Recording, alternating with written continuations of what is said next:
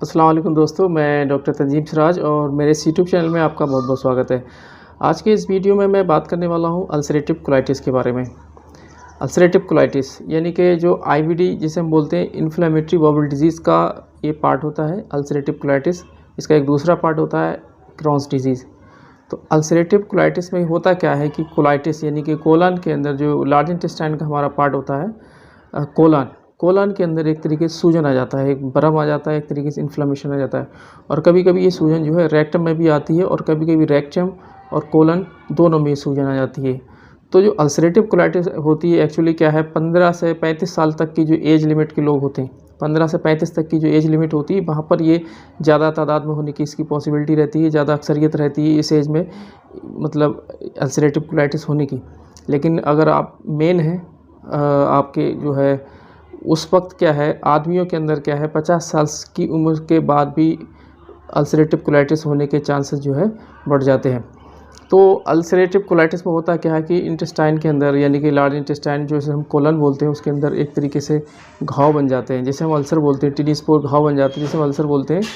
और इन्हीं को बोलते हैं आंतों में छाले, इन्हीं को हम बोलते हैं आंतों में हमारे जो है छाले पड़ गए। और इसकी वजह से क्या होता है आपकी स्टूल के अंदर, आपकी लेट्रिन के अंदर थोड़ा सा ब्लड आता है, खून आता है और उसके साथ साथ म्यूकस भी आता है, चेपा भी आता है लेट्रिन के अंदर और उसके साथ साथ कभी-कभी पस भी आता है। अल्सरेटिव कोलाइटिस ज़्यादातर जो है मोस्टली रेक्टम से स्टार्ट होती है और अपवार्ड चलती है, यानी कि रेक्टम से स्टार्ट होगी और ऊपर की तरफ बढ़ती है। और अल्सरेटिव कोलाइटिस की वजह से क्या होता है कि मतलब इन्फ्लेमेशन की वजह से होता क्या है कि जो इंटेस्टाइन का जो मटेरियल रहता है उसका जो कंटेंट रहता है वो मूव्स करता है, फास्ट मूव्स करता है आगे की तरफ और काफ़ी तेज़ी से जल्दी आँत जो है खाली हो जाती है और ये सब इन्फ्लेमेशन की वजह से होता है। तो अब बात कर लेते हैं अल्सरेटिव कोलाइटिस के लक्षण के बारे में, यानी कि इसके कौन कौन से लक्षण होते हैं। अल्सरेटिव कोलाइटिस के जो लक्षण है और इसकी आंतों के छाले जिसे हम बोलते हैं, इसके जो लक्षण है वो लक्षण जो है वेरी करते हैं। किसी किसी पेशेंट के अंदर माइल्ड रहते हैं यानी कि कम रहते हैं और किसी किसी पेशेंट के अंदर ये सीवियरिटी पकड़ लेते हैं यानी कि ज़्यादा सीवियर मात्रा में पाए जाते हैं लक्षण। और इसका जो लक्षण है वो इस तरीके से है, डायरिया होगा और डायरिया में क्या होगा ब्लड भी आ सकता है और डायरिया में मतलब स्टूल के साथ ब्लड भी आ सकता है, म्यूकस भी, चेपा भी आ सकता है और चेपे के साथ जो है मतलब पस भी आ सकता है। और रेक्टल ब्लीडिंग तो होगी, रेक्टल ब्लीडिंग होगी, मल द्वार से, गुदा द्वार से खून भी आ सकता है और पेन भी होगा, रेक्टल पेन भी होगा और पेशेंट को फीवर भी आ सकता है। और लैट्रिन करने में यानी कि मल त्याग करने में एक तरीके से परेशानी हो सकती है। एब्डोमिनल पेन यानी कि पेट में यहाँ पर जो है पूरा जो एब्डोमेन का रीजन है यहाँ दर्द हो सकता है, एक तरीके से क्रैम्पिंग, मरोड़ उठ सकती है। और जो अल्सरेटिव कोलाइटिस के पेशेंट जो लगातार इस तरीके से प्रभावित रहते हैं तो इसकी वजह से वेट लॉस भी हो जाता है, वेट लॉस हो जाता है और एक तरीके से फटीग यानी कि कमज़ोरी भी आती है। लैट्रिन लगने के बावजूद भी लैट्रिन को कर पाना मुश्किल हो जाता है यानी कि inability to defecate despite of urgency भी है उसके बावजूद भी टॉयलेट को पास आउट करना बड़ा मुश्किल हो जाता है मरीज़ के लिए। और जो अल्सरेटिव कोलाइटिस का जो कोर्स है, इसका जो टाइम पीरियड है, किसी किसी पेशेंट में ज़्यादा होता है और किसी किसी पेशेंट में बहुत कम होता है। कुछ लोग जल्दी इसको रिकवर कर लेते हैं, कुछ लोगों में रिवीजन बाद में जो है वापस में आता है अल्सरेटिव कोलाइटिस। वो अलग अलग पेशेंट के हिसाब से अलग अलग वेरी करता है।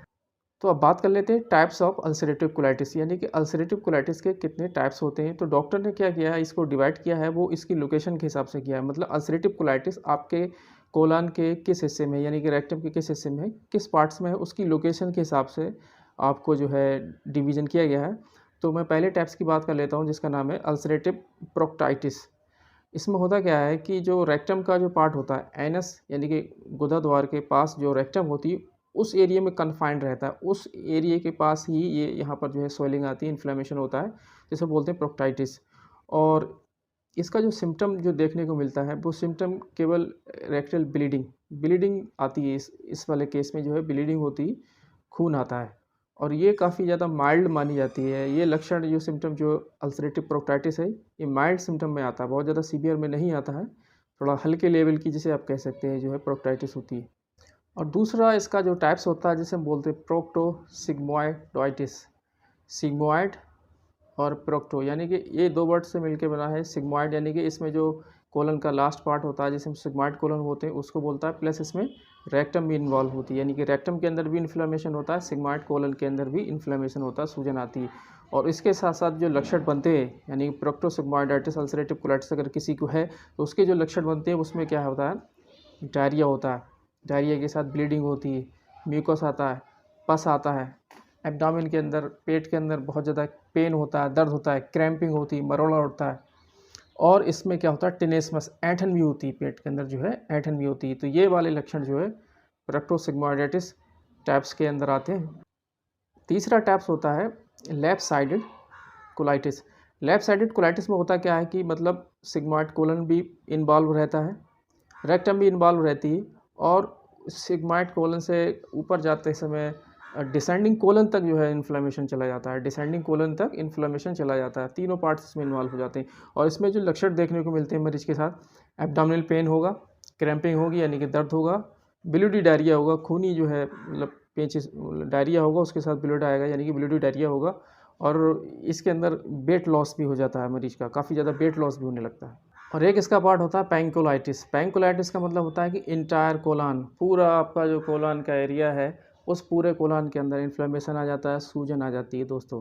और ऐसी सूजन आ जाती है बहुत ज़्यादा सीवियर, इसमें ब्लूडी डायरिया होता है, abdominal cramp, abdominal pain, cramping, मरोड़, दर्द, और उसके साथ साथ सिग्निफिकेंट अमाउंट में वेट लॉस भी होता है, यानी कि बहुत ज़्यादा पेशेंट का वेट घट जाता है। तो ये काफ़ी ज़्यादा सीरियस कंडीशन होती है पैंकुलाइटिस, यानी कि पूरे कोलान के अंदर आपके इन्फ्लेमेशन आ जाता है, सूजन आ जाती है, और उसके बहुत ज़्यादा सीवियर जो है सिम्टम्स मरीज को देखने को मिलते हैं। तो काफ़ी ज़्यादा दिक्कत करने वाली कंडीशन होती है ये।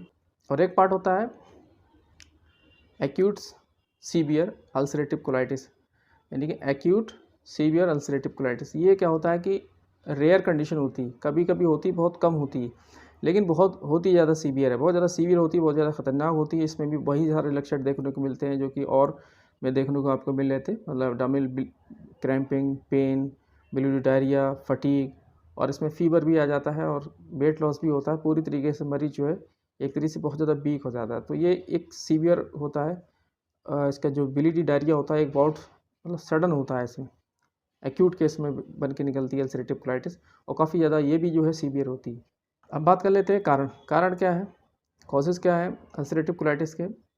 तो अल्सरेटिव कोलाइटिस के कॉजेज़ के बारे में ये कहा जाएगा कि जो एग्जैक्ट कॉज है वो सही से नहीं पता, साइंस को, मेडिकल साइंस को भी सही से नहीं पता, इडियोपैथिक है, सही से नहीं पता, लेकिन फिर भी कुछ जो पॉसिबिलिटी है, जो संभावित जो कारण है वो यहाँ पर डिस्कस मैं कर रहा हूँ। तो डाइट एंड रेजिमेन, डाइट क्या है, मतलब जो हम खाना खाते हैं, पेशेंट जो खाना खाते हैं, तो उसमें कुछ फूड ऐसे हैं जिसकी वजह से जो है प्रॉब्लम जो है ट्रिगर होती है, प्रॉब्लम जो है बढ़ सकती है, लेकिन ज़रूरी नहीं है कि हर फूड हर पेशेंट के अंदर जो है पूरी तरीके से उसको ट्रिगर करे, सिम्टम्स को एग्रेवेट करे, बढ़ाए। ये जो है इंडिविजुअल अलग अलग लोगों में, अलग अलग मरीजों में अलग अलग तरीके से देखने को मिलता है। कारणों में ये भी माना जाता है कि हेरिडिटरी, अगर आपके माता पिता, चाचा चाची पीछे से जो जनरेशन टू जनरेशन आपको अगर अल्सरेटिव कोलाइटिस चली आ रही है तो आपको भी होने की पॉसिबिलिटी है। और एक कारण ये माना जाता है कि आपका जो इम्यून सिस्टम है, इम्यून सिस्टम तो आप जानते हैं, रोग प्रतिरोधक क्षमता जिसे हम बोलते हैं, इम्यूनिटी, जो कि बीमारी से लड़ने की क्षमता मरीजों के अंदर हुई है, नेचुरल तौर पर होती है। उसमें क्या होता है कि जब वायरस बैक्टीरिया हमारी बॉडी के अंदर अटैक करते हैं तो हमारा इम्यून सिस्टम उनसे लड़ता है, फाइट करता है, और फाइट करते समय कभी कभी इम्यून सिस्टम की जो सेल्स रहती हैं वो भूल जाती हैं हम जो है वायरस बैक्टीरिया के खिलाफ लड़ रहे हैं या खुद की बॉडी के खिलाफ लड़ रहे हैं। तो उसमें क्या होता है, कभी कभी वो सेल्स, इम्यून सिस्टम एक तरीके से गलत डायरेक्शन में काम करने लग जाता है, वो हमारी जो इंटेस्टाइन होती है वहाँ पर उस पर भी अटैक कर देता है। उसकी वजह से सूजन बनती है, इन्फ्लेमेशन बनता है, और जो है अल्सरेटिव कोलाइटिस का कॉज बन जाता है। मतलब ये एक साइंटिफिक जो है हाइपोथेसिस है कह सकते हैं, लेकिन पूरी तरीके से वेल प्रूव नहीं है।